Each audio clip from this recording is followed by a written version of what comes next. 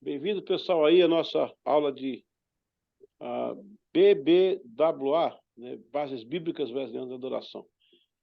Nós estamos trabalhando a adoração, né, como a teologia nuclear dela.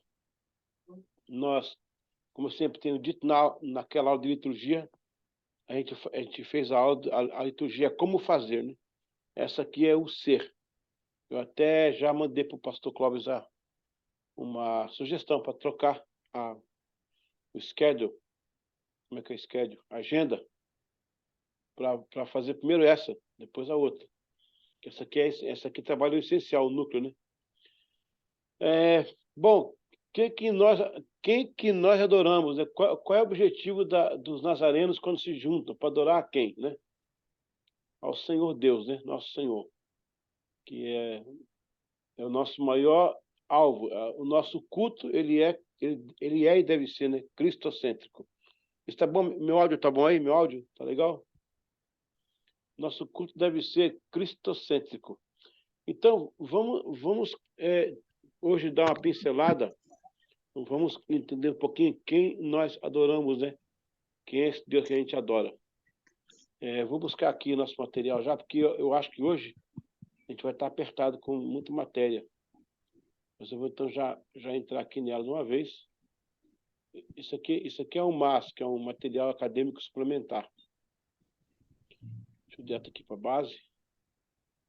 Essa aqui é uma das bases literárias bíblicas, né? Um texto, né? Um trecho bíblico que vai dar um pouco mais a ideia, né? De quem nós adoramos, né? Eu sei que a Bíblia inteira fala da grandeza de Deus. Esse é um texto que também evoca essa grandeza, né? Vamos ler o texto base aí. Vamos lá. Porventura não sabeis, porventura não ouvis, ou desde o princípio não vos notificou, ou não atentaste para os fundamentos da terra? Ele é o que está sentado sobre o ciclo da terra. Olha aí, uma palavra escrita antes do Galileu Galilei, né? Bem antes dele. Aí, ó. A Bíblia já falava. Cujos moradores são para ele como gafanhotos. É ele que estende os céus como cortina, os desenrola como tenda, para neles habitar. O que reduz o nada os príncipes e torna em coisa vã o juiz da terra. Mal se tem plantado, mal se tem semeado e mal se tem arraigado na terra o seu tronco, já secam, quando ele sopra sobre eles e um tufão os leva como uma pragana. Rapaz, que texto, hein? A quem, pois, me farei semelhante? Ó, Deus brinca com ele mesmo. A quem, pois? Tem alguém? Alguém tem uma ideia? Para que eu lhe seja igual, diz o santo. Levantai ao alto os vossos olhos e vede quem criou estas coisas. Foi aquele que faz sair o exército delas segundo o seu número. Eles as chama todas pelos seus nomes. Meu Deus do céu. Gente, tem mais de quantos quaquilhões de planetas nesse mundo e sabe o nome delas todos? Ele as chama todas pelos seus nomes por causa da grandeza das suas forças e, portanto, é forte em poder e nenhuma delas faltará. Então, não dá para entender essa grandeza. Agora, nós vamos passar aqui alguns conceitos para você entender o cerne de quem nós adoramos, né? Por que adoramos o que nós tentamos fazer em adoração. Eu já expliquei uma vez sobre o conceito de significado. Para Deus, para explicar Deus não tem significado, nós não conseguimos, só conceitos. Mesmo assim, os conceitos, por mais profundos que sejam, não atingem ainda a pessoa que é Deus. Okay? Então, o conceito número 1. Deixa eu só fazer uma pergunta para a turma de liturgia. Essa aula aqui eu não dei não, né? Os conceitos? Não, Rodrigo, você não estava. Eu acho que não, pastor. Eu não lembro dessa aula. Eu acredito que não. O Rodrigo falou assim, o Rodrigo falou que não, mas o Rodrigo não estava, não. É claro, Rodrigo. Tá certo. Você está certo, você não estava mesmo? Eu digo o Major, o João Paulo, o Daniel. Não, essa não teve, com certeza. E o ensaboado? Cadê o ensaboado? Cadê ele? Segundo ele, já fez essa matéria. Ó, o cara escapa, né, meu? O cara, É sabão, né? ele dá um jeito para escapar, velho. Ok, vamos lá então. Então se prepare, porque isso aqui é para arrepiar, meu. Isso aqui é para arrepiar. Conceito 1. Vamos com calma para não ficar meio, né? Ainda bem que o nosso major é socorrista também, ele pode ajudar isso, alguém passar mal. Isso aqui é pesado, meu irmão. Glória a Deus. Deus é além, é acima e é afora. Eu vou ler de novo. Deus é além, é acima, é afora de qualquer forma de ser. Ele é o eu absoluto, completo e absoluto, em si mesmo. Isto é conspícuo, é fato, é vero. Deus é Deus, e ser quem ele é faz dele o ser único. Isso é o número 1. Por que a Bíblia fala que Deus não dá glória para outro, né? Minha glória, porém, a outro não darei. Não é que ele é egoísta. Não. É porque é o seguinte, são duas coisas aí que tem que analisar. Quando você disputa um produto com um semelhante, vamos supor que eu quero um carro, chegou eu e o Rodrigo junto para comprar um carro na concessionária. O carro que eu quero é o carro que ele quer.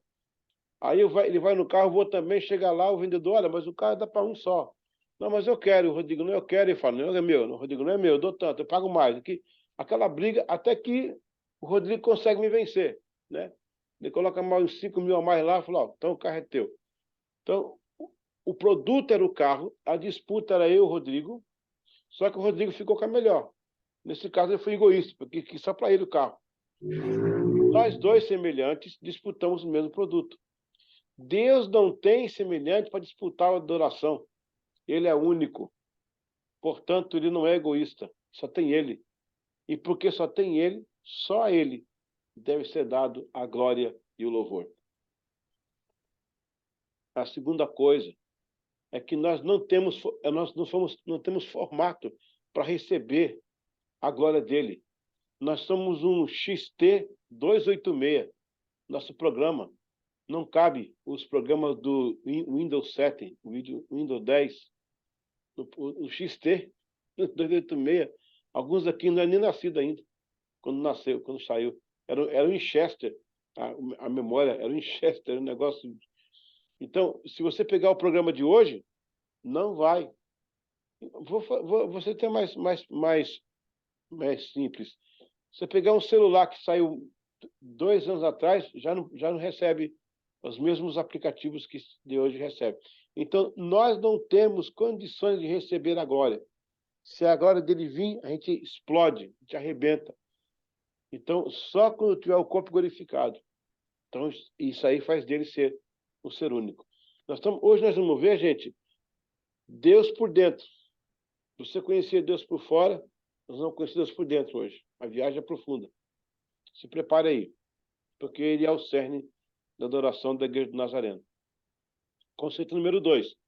Na criação, Deus operou vindo de um tempo, algo que o nosso senso de percepção humana desconhece.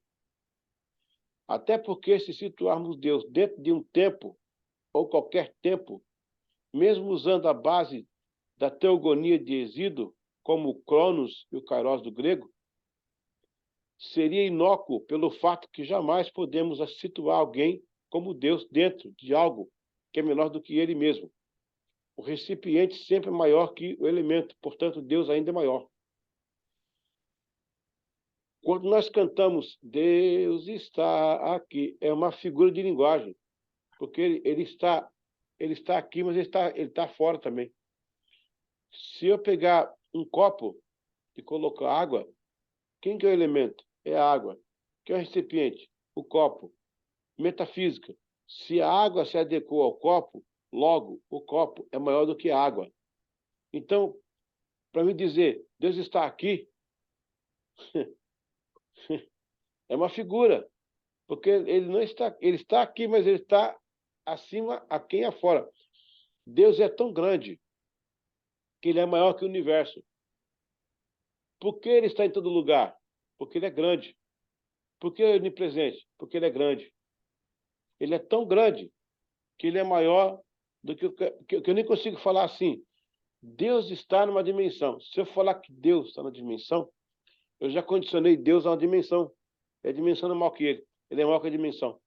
Não, Deus está num lugar, não, também não tem lugar para Deus. Deus não está em lugar nenhum, Deus não está em dimensão, Deus está. Deus simplesmente está. Porque ele é muito grande. Ele é grande, muito grande, além do que você possa imaginar. Ainda que você não tivesse a mente que você tem, tivesse a de Einstein, né? Mesmo assim, você não conseguiria identificar o tamanho da grandeza de Deus. Outra coisa, que quando Deus criou a natureza, quando Deus criou os céus e a terra, olha, pessoal, isso aqui é matéria de doutorado, hein? Isso aqui é comida forte. Preste bem atenção. Quando Deus criou esse tempo, que nós estamos vendo aqui, esse tempo nosso, ele é subdividido na fração de 24 horas. A rotação da Terra, a translação da Terra, ela define o tempo em 24 horas. Quando Deus criou esse mundo que vivemos, ele criou a fotossíntese. Ele criou o equilíbrio atômico. Ele criou a harmonia dos planetas, a organização da natureza. Ele criou os princípios de química e de física. Ele conceituou todas as coisas da forma organizada. A dosagem do sol na terra, a água, a composição química desses elementos. Então, uma organização aconteceu. Deus criou o tempo para reger todas essas coisas. Se Deus criou esse tempo, de qual tempo que ele veio para criar um tempo que não existia? De que tempo que Deus usou para sair o tempo, que é o tempo que nós temos hoje? De que forma ele tira o tempo do tempo? E por tirar o tempo do tempo, ele programa o tempo 24 horas. De qual tempo que ele veio, quando ele criou esse tempo?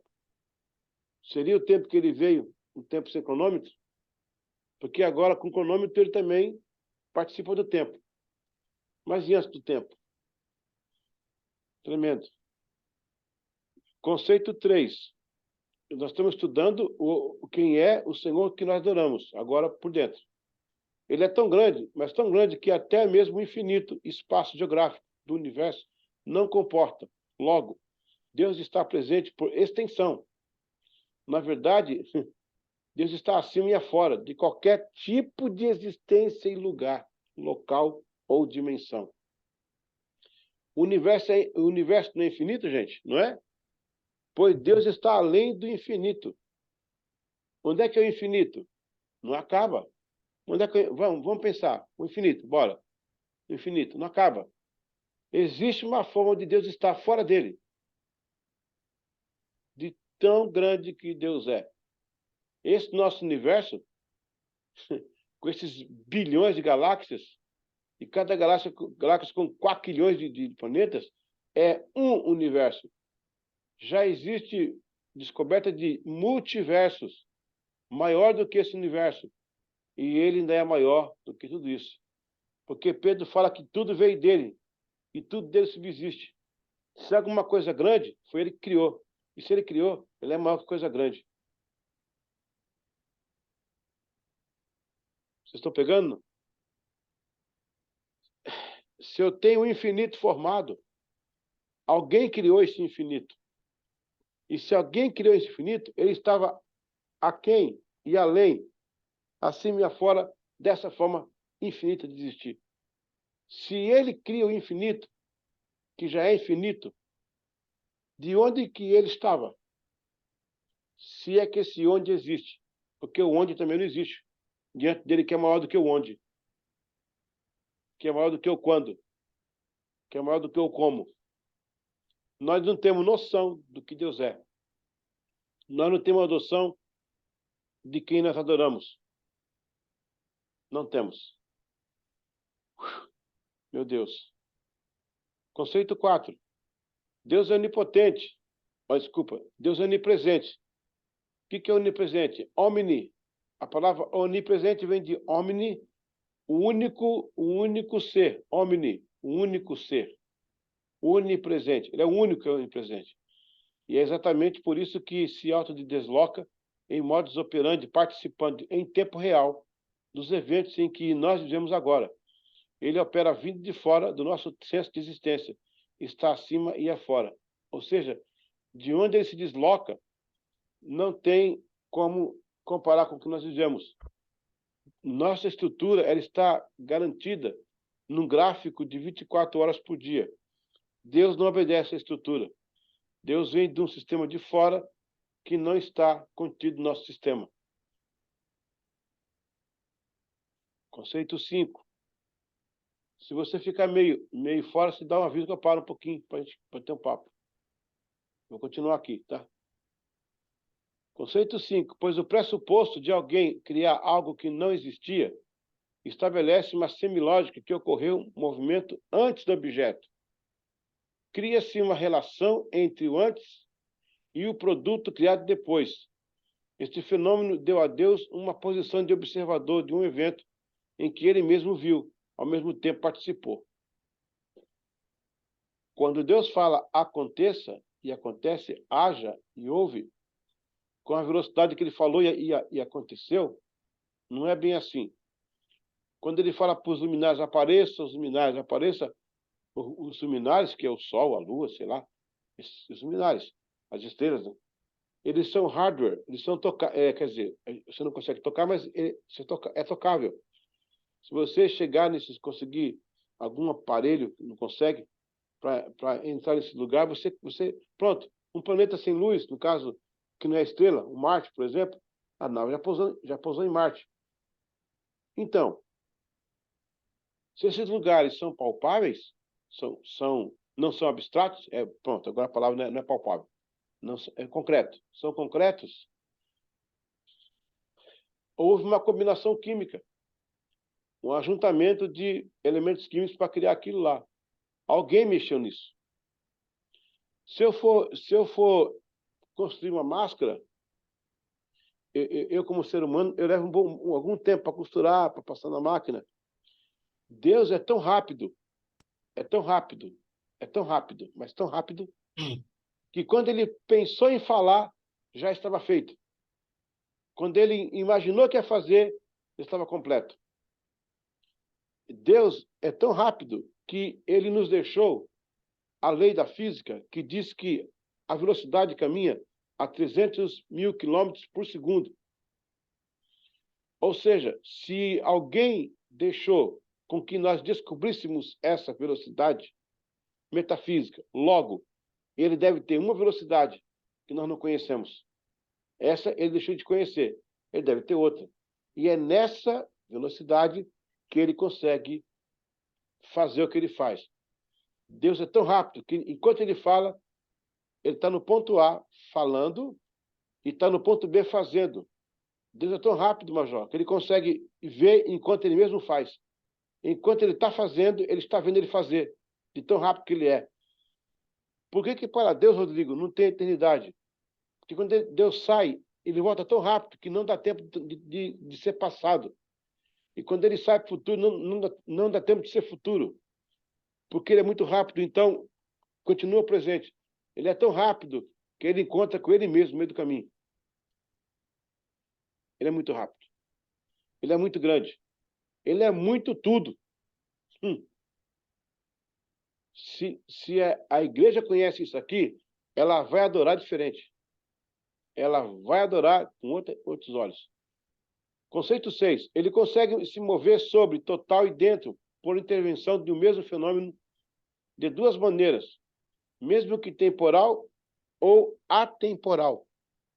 Ele mesmo observa o que vai criar, mas já estava pronto antes mesmo de fazer, e traz do abstrato ao concreto. Por isso que faz completo. A Bíblia fala que Deus primeiro vai fazer, depois volta para conferir. Ele, quando ele começou a imaginar o que ia criar, já estava criado. Esse conceito do antes é interessante, Quando os universitários materialistas falam que a Terra foi o fruto do Big Bang, boom, deu uma explosão e a vida nasceu. Mas quem provocou a explosão? Isso é chamado conceito do antes. Ah, não, isso aí foi a poeira cósmica que foi juntando, criando os atritos nucleares. Quem fez a poeira cósmica? De onde que ela veio? A poeira cósmica são detritos oriundos de partes remotas do universo. Quem fez as partes remotas do universo? Vai chegar um momento que vai encontrar Deus. Tem um autor por trás disso. As coisas aconteceram por acaso. E ele é esse autor. Conceito 7. Vai ficar mais difícil agora, gente. Devagar. O primeiro movimento criacional pós-caos, Gênesis 1, 1 a 3, foi a luz. Haja luz e ela surgiu a 300 mil quilômetros por segundo. Admite-se essa velocidade para todos os movimentos da criação, sendo de base atômica dentro desse parâmetro nuclear. E assim, numa inversão de dimensão, pensa nisso. Deus realiza esse fenômeno, transportando o tempo dentro do mesmo tempo. E ainda esta premissa está sendo tomada com base mínima a velocidade da luz, porque há velocidades maiores no universo, que nós não conhecemos, que a física não conseguiu ainda detectar. Mas há. Deus criou essa, ele vai fazer as outras. Então vamos pegar aqui uma situação, como Deus é grande. A física diz que a luz se propaga sem atrito nuclear. Ela se propaga com a velocidade aí tremenda, de 300 mil acima quilômetros por segundo. Por isso que quando chove, você vê primeiro a luz, depois que vem o som. O som caminha bem menos que a luz. E o som precisa de atritos atômicos, atritos nucleares, atritos de núcleo para se reproduzir. Você consegue ouvir o que você está ouvindo agora por causa do seu ouvido que capta 440 Hz. O cachorro, por exemplo, ele pega uma frequência menor. O cachorro consegue ouvir a 250 Hz. Nós, 440 Hz. Muito bem. A física fala que o som se propaga com atrito do Hertz. Com atrito, um empurra o outro e cria o som. Por isso que a luz vem primeiro que o som, porque a luz é mais rápida. Só que se você pegar a Gênesis capítulo 1, versículo 1 a 3, olha só, a Bíblia fala que a terra era sem forma e vazia. Era um caos, era um vácuo. E disse Deus, haja luz. Espera aí, primeiro houve um som e depois houve a luz. É Deus contrariando a lei da física. Senhores, Isaac Newton e Albert Einstein não são os pais da física. O pai da física é Deus. E ele faz o que ele quer. A física fala que o som primeiro vem antes da luz, a luz primeiro que o som. Deus colocou um som antes da luz. Disse Deus. Ele criou luz, ele criou uma voz dentro do vácuo, para depois a luz chegar, para depois ele criar. E nós começamos a ouvir o som como seres humanos por causa dos atritos. Mas ele, que é o pai da física, ele fez som onde não era suposto fazer. Daí o tamanho desse Deus que nós servimos, que não temos ideia. Conceito 8. O fato de Deus evidenciar um fenômeno antes de ser criado e, ao mesmo tempo, participar da criação, depois denota uma fração de tempo onde, tomando como base mínima a velocidade da luz, 350 micrômetros por segundo, o presente reúne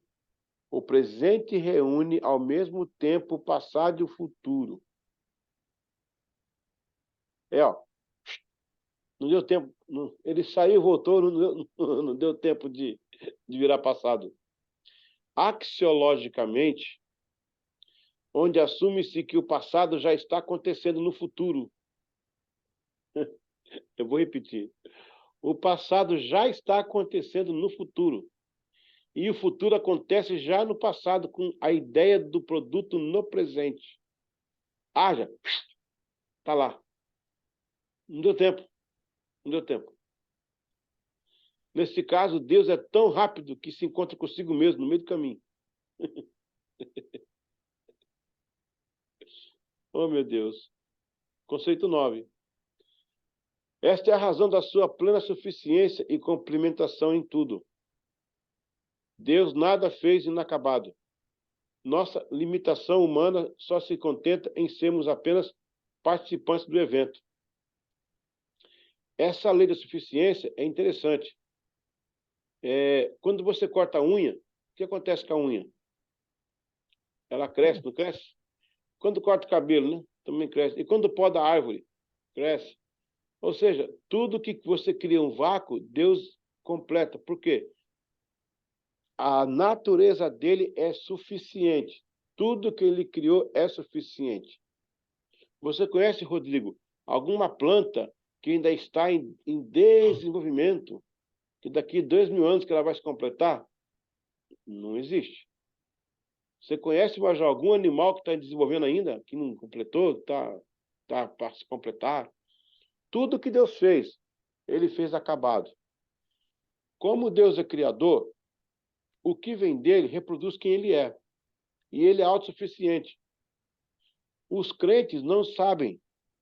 Quando eles dizimam e quando eles ofertam, eles estão criando, de certa forma, um campo da suficiência para Deus colocar de volta. Eu vou dar um exemplo. Lembra da multiplicação dos pães e dos peixes? Quantos homens eram para comer ali que estavam com fome, segundo a Bíblia? Em torno de quantos mil, você lembra? 10.000. 5.000 homens, diz a Bíblia. Mas contando com mulher e criança, estavam uns 10 até 15. Servos. Mas quantos pães e quantos peixes que ele tinha? 10 e 2 peixes. Poucos peixes. 2 peixinhos e 5 pães. Quando Jesus abençoa o pão, veja que Jesus não parte o pão. O pão só pode ser partido na mão do discípulo. Jesus, ele é criador, ele não multiplica. Ele só cria. Nós multiplicamos. Então ele pega e ele só abençoa. Ele abençoa e entrega o pão. E fala, agora vocês dão de comer. Quando o discípulo batia o pão, e entregava o pão, criava o vazio, criava o caos. Criava. Entregava o pão. Quando a mão voltava, o pão já tinha crescido na mão. Aí, quanto mais pão eles davam, mais o pão nascia na mão. E todo mundo se alimentou e sobrou 12 cestos cheios de pão. Quando Elias chega para aquela viúva, o que ele fala? Traz as vasilhas. As vasilhas estavam cheias? Não, estavam vazias, só tinha óleo numa. Ele conseguiu óleo para uma só. Ele derramou o óleo e Deus começou a encher as vasilhas de óleo. O que acontece quando eu oferto na igreja? Isso que os crentes não sabem. Os crentes não têm dinheiro porque não sabem esse segredo. Quando você põe a mão no bolso, esvazia o bolso, Deus enche o bolso de novo. A ideia é, se eu não esvaziar, não vai ser preenchido. Há uma ordem implícita, existe uma ordem implícita na natureza. Deus deu uma ordem lá há 6.000 anos atrás. Natureza, se ficar vazio, preencha. Se ficar vazio, preencha.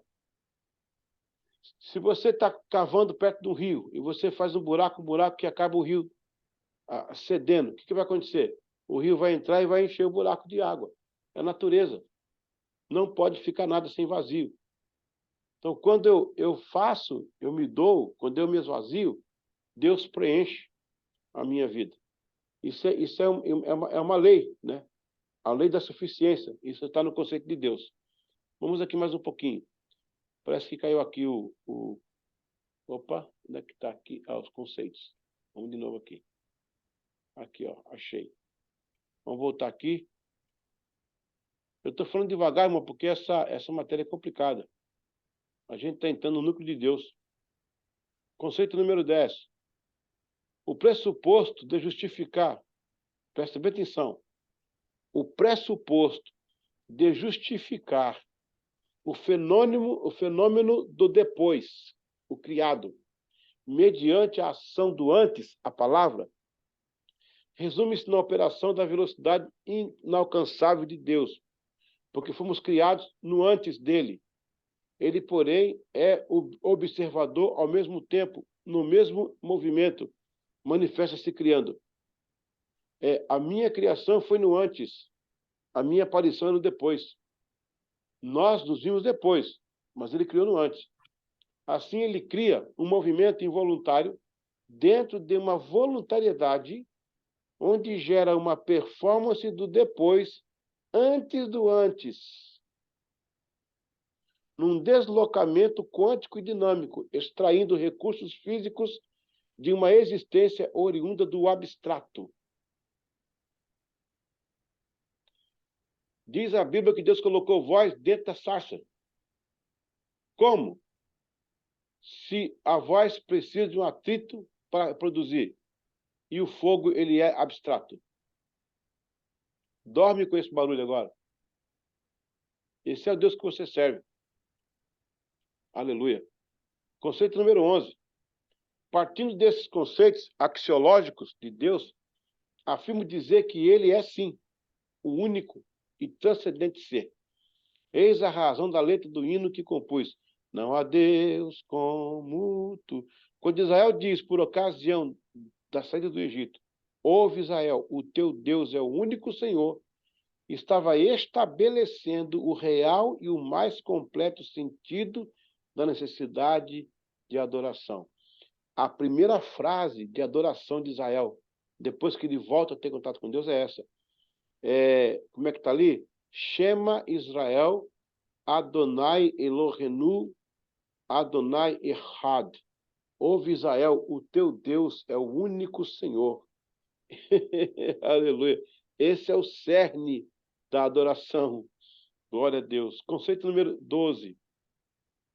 A adoração genuína só atinge o seu cerne quando o ser finito presta uma crença nuclear ao ser infinito, reconhecendo então que jamais houve outro Deus de igual semelhança, teor ou grandiosidade. Conceito 13. Assim, o propósito de Deus em enviar Jesus foi a saga da busca da semelhança vinda dele. Sim, a mesma que ele colocou em nós, segundo Gênesis 1:26. Por isso também somos únicos diferenciados dos animais. Temos um pouco dele. João disse, seremos semelhantes a ele, porque assim como ele é, o veremos. Primeira Epístola, João 3:2. A ressurreição ou arrebatamento, o ato em si, nos devolve a identidade do Gênesis. Um ponto agora. Uma das doutrinas do Nazareno, da Igreja Nazareno, é sobre a restauração do imago Dei, que João Wesley pregava, a restauração da imagem de Deus no ser humano. Os teólogos fazem confusão entre imagem e semelhança. O pessoal pergunta, pastor, o que é imagem? Professor, o que é semelhança? É igual? Não. Vamos trabalhar a semelhança. Os animais não são eternos, nós somos. A gente morre, mas continua em eternidade. Esse corpo que fica. As árvores não são eternas, não. Os animais não raciocinam como nós, eles não fazem cálculos matemáticos, de engenharia, e nós fazemos. Portanto, nós somos os seres humanos diferenciados, por quê? Porque temos eternidade, temos livre-arbítrio e decisão. Nesse ponto, somos semelhantes a Deus. Então, pronto, a semelhança está resolvida. E a imagem? A imagem foi danificada pelo pecado. Quando o homem pecou, danificou a imagem de Deus. Por isso Cristo vem, faz obra no coração para nos devolver a imagem de Deus. A imago Dei, que tanto prega na Nazareno e que é uma pregação wesleyana. A restauração do imago Dei, a imagem de Deus. Por quê? A imagem é o que reproduz o que eu sou, o que eu vejo. Então, qual que é a primeira coisa que a pessoa fala quando a pessoa se converte? Os vizinhos. Olha lá, fumar não fuma mais.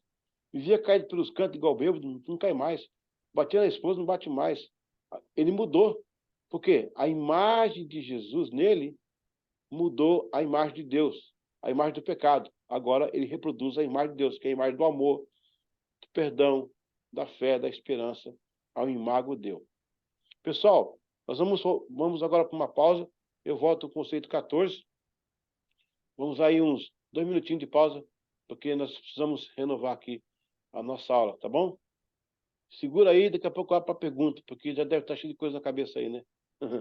Vamos em frente. A gente volta em 3 minutos aí, tá bom? Vou tirar aqui. Amém. Voltamos já.